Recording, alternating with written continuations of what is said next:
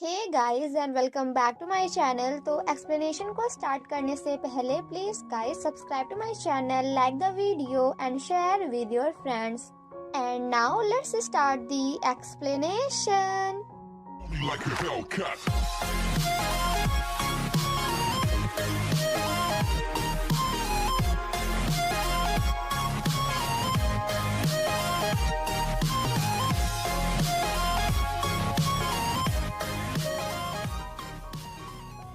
Part 14 की शुरुआत में हम प्रोसिक्यूटर हान को देखते हैं जो कि उसी प्लेस में आते हैं, बट तब तक हमारा लड़की ब्यूटीफुल कर गई चूल वहां से जा चुका होता है, जिसके बाद वो उस खूनी की तलाशी लेकर अपने खिलाफ सभी सबूतों को अपने पास ही रख लेता है ताकि पुलिस को ये पता न चल सके कि वो भी उस खूनी के साथ मिला हुआ था। वहीं दूसरी तरफ हम योंजो के डैड को देखते हैं जो कि उस खूनी के मरते ही पूरी तरह से ठीक हो जाते हैं, क्योंकि उस खूनी के मरने के बाद अब उसका योंजो के डैड पे कोई भी कंट्रोल नहीं है।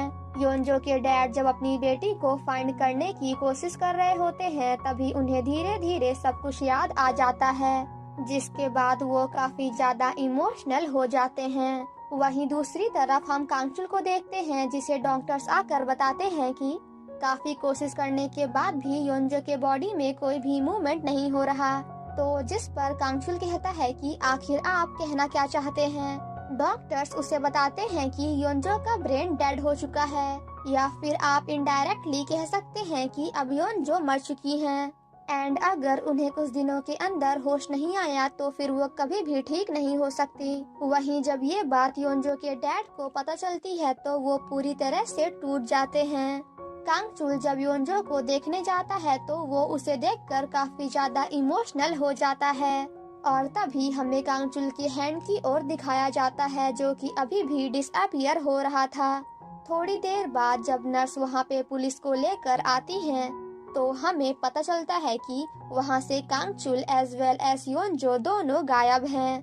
देन सेम नाइट हम योंजो के डैड को देखते हैं जो कि अपने लैपटॉप को देखकर काफी ज्यादा रो रहे थे, क्योंकि अगर उनका लैपटॉप उनके पास होता तो फिर वो अपनी बेटी को फिर से जिंदा कर सकते थे। तभी थोड़ी देर बाद वहाँ पे कांगचुल आकर बताता है कि मैं योंजो को अपने साथ वेबटून वर्ल्ड में ले गया हूँ, क्योंकि अगर यहाँ पे उसके साथ कुछ भी होता है तो आप लोग उसे दोबारा ठीक नहीं कर सकते, बट वेबटून वर्ल्ड में ये सब करना पॉसिबल है।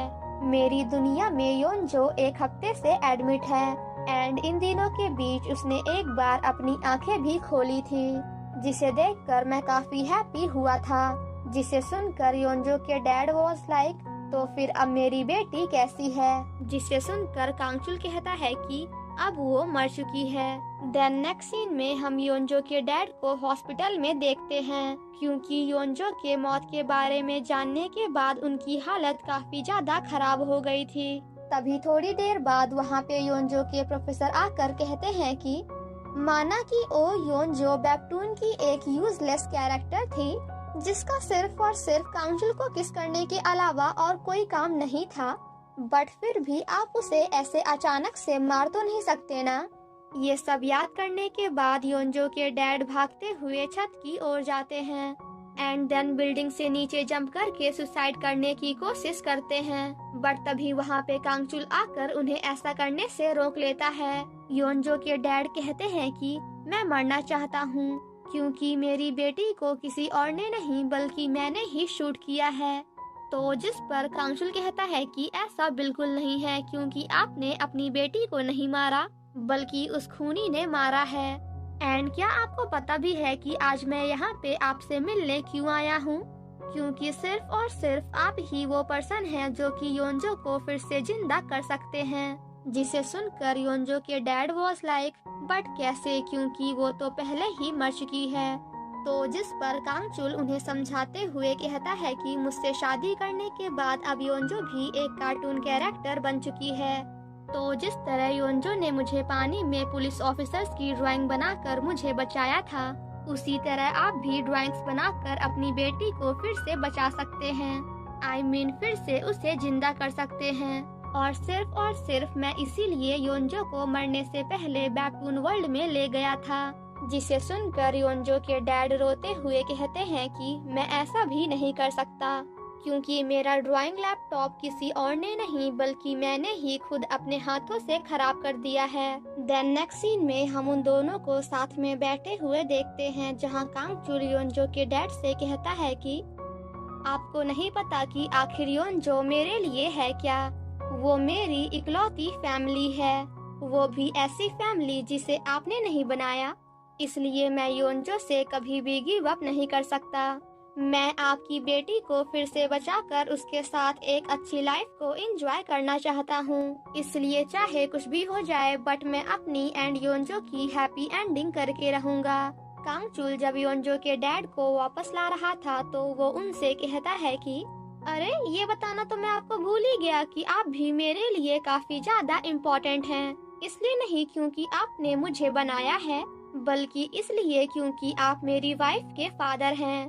तो इनडायरेक्टली आप भी मेरे फैमिली हैं। सो प्लीज पागलों की तरह अपने आप को हर्ट करना बंद करिए।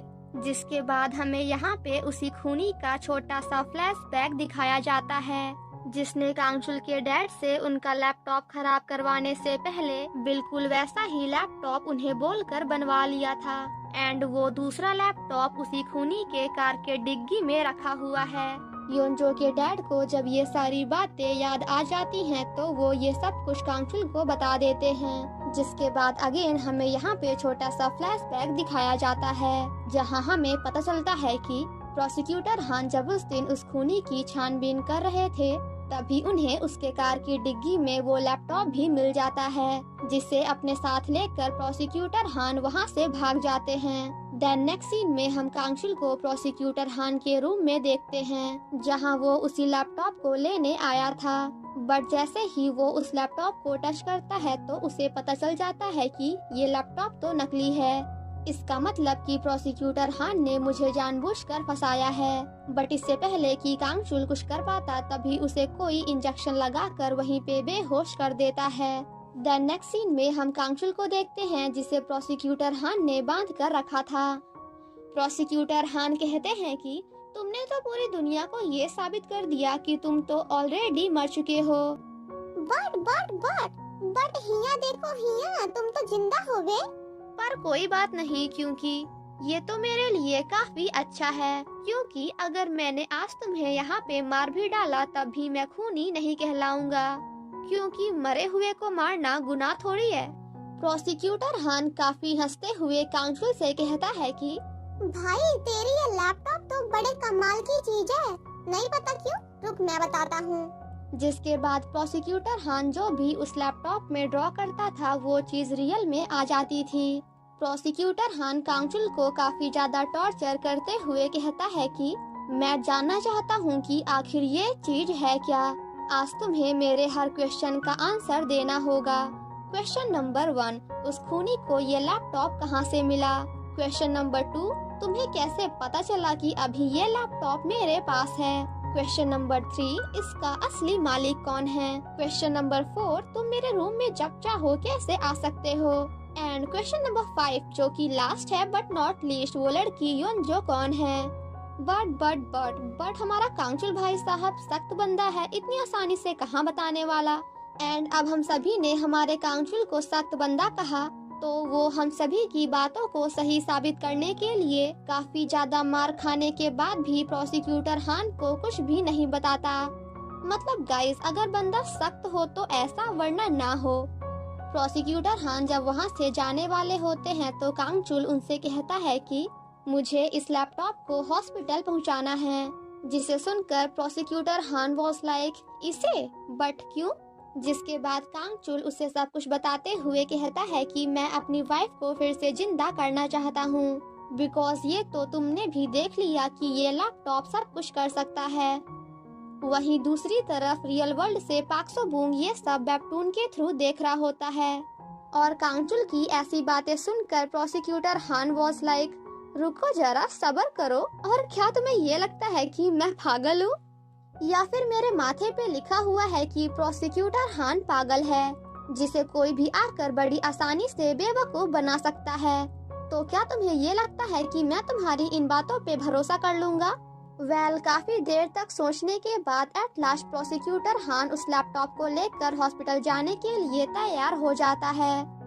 प्रोसिक्यूटर हान के जाने के बाद कांगचुल उनके अंडरलिंग्स यानी कि चमचों से पूछता है कि क्या तुम मुझे बता सकते हो कि अभी क्या टाइम हो रहा है। एंड देन काफी स्टाइल से कहता है कि अब तक तो प्रोसिक्यूटर हान उस लैपटॉप को लेकर वहाँ पे पहुँच गए होंगे। आफ्टर दैट कांगचुल सामने की ओर देखते हुए पाक सो बूंग से कहता है कि पाक सो बूंग, वो चीज तुम्हारे पास बहुत जल्द ही आने वाली है, सो प्लीज उसे अच्छे से प्रोटेक्ट करना। वहीं दूसरी तरफ बेप्टून की हेल्प से ये सब देखकर हमारा पाक सो बूंग वाज लाइक क्या ये कांगचुल मेरा नाम ले रहा है। एंड देन भागते हुए योंजो के डैड के पास जाकर उन्हें ये सारी बातें बताता है और कांगचुल के इतना कहते ही वहाँ पे टू बी कॉन्टिन्यूड लिख जाता है। एंड देन बूम, क्योंकि हमेशा की तरह कांगचुल वहाँ से डिसअपियर हो जाता है। देन नेक्स्ट सीन में हम कांगचुल को रियल वर्ल्ड में देखते हैं। वहीं दूसरी तरफ प्रोसिक्यूटर हान भी उसी रूम में पहुंच जाते हैं जहां कांगचुल ने उन्हें जाने को कहा था। आफ्टर दैट प्रोसिक्यूटर हान वहां की एक नर्स से पूछते हैं कि क्या यहाँ पे कोई पेशेंट है जिसका नाम है ओ स्योंगमो, तो जिस पर वो नर्स उन्हें बताती है कि बिल्कुल नहीं, क्योंकि हमारे हॉस्पिटल में इस नाम से कोई भी पेशेंट नहीं है। कांगचुल अपने आप से कहता है कि मैं प्रोसिक्यूटर हान को रियल वर्ल्ड में बुलाना चाहता हूँ। एंड गाइस गेस व्हाट, नहीं पता, कोई नहीं, मैं बताती हूँ। तो कांगचुल के इतना कहते ही प्रोसिक्यूटर हान देखते ही देखते बेप्टून वर्ल्ड से रियल वर्ल्ड में आ जाते हैं, वो भी योंजो के रूम के डैड में। गाइस क्या बोल दिया मैंने, सॉरी, वो भी योंजो के डैड के रूम में।